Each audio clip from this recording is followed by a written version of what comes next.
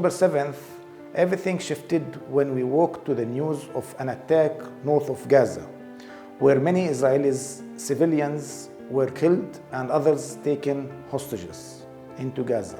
This was followed by a full-scale invasion by the Israeli military into Gaza, adding the already immense suffering of its people. Even before the invasion, we witnessed as Caritas the severe poverty in Gaza slums, and Caritas had been actively working with the community to alleviate some of this hardship. Although Caritas had previously distributed emergency aid kits and engaged our teams across Gaza, the scale of destruction made it impossible to replenish medical supplies. We established a direct support system where the teams in the West Bank and Jerusalem provided mental and psychological support to their colleagues in Gaza. In October and November, all Caritas staff were deeply traumatized by the loss of our colleagues, Viola and Isam. May they rest in peace. In response, we launched a rapid intervention supported by many of our member organizations. Despite feeling overwhelmed, we continued to assist the community in November and December 2023. Over the past year, Caritas Jerusalem has delivered over 40,000 primary healthcare consultations and assisted more than 4,500 households through multi-purpose cash assistance. Initiatives have included mental health and psychosocial support to over 1,500 beneficiaries, as well as ensuring access to safe drinking water, food, and hygiene assistance. Additionally, Caritas Jerusalem has collaborated with local partners to distribute children's clothing and blankets. In Gaza, Caritas Jerusalem currently has 17 dedicated medical teams stationed at strategic locations and medical points, providing essential healthcare services to communities facing significant challenges. Caritas Jerusalem has successfully sourced medications and medical supplies, including formula milk from Ministry of Health, ANERA, and World Health Organization, while also supporting secondary healthcare facilities. As the regional situation has escalated, Caritas Jerusalem have responded swiftly to healthcare crisis, offering emergency medical assistance to vulnerable population affected by conflict and displacement.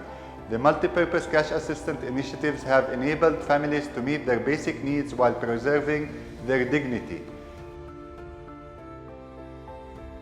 Caritas also worked on an emergency appeal addressing the basic needs in Gaza, with the foresight to include the West Bank and Jerusalem, which were also impacted by the war. During the past 12 months, we have experienced a great increase in humanitarian needs across the West Bank and Jerusalem.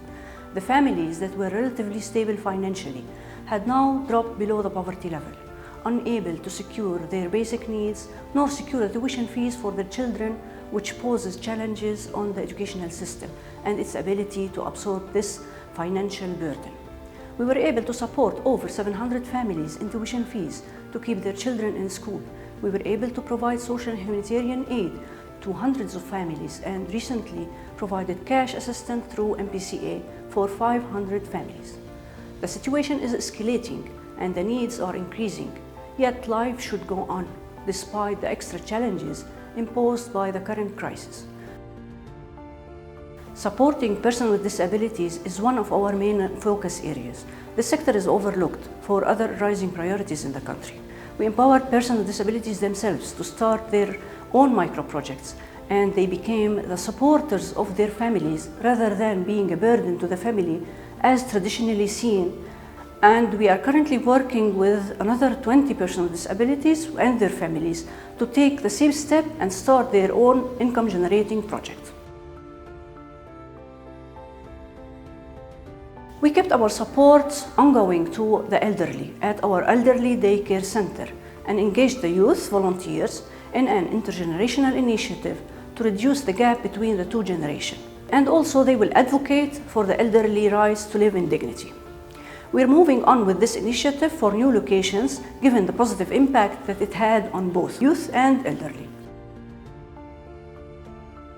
Despite all the challenges, we will continue with our efforts to respond to the increasing needs, and at the same time will empower individuals and groups to become more resilient during crisis and contribute to community stability. Life in Palestine has never been easy, and the war certainly didn't make it any easier. This situation we are going through has affected our lives in the West Bank on so many levels. Towns have been divided by checkpoints, making it almost impossible to travel, leaving us with no other option than to work remotely.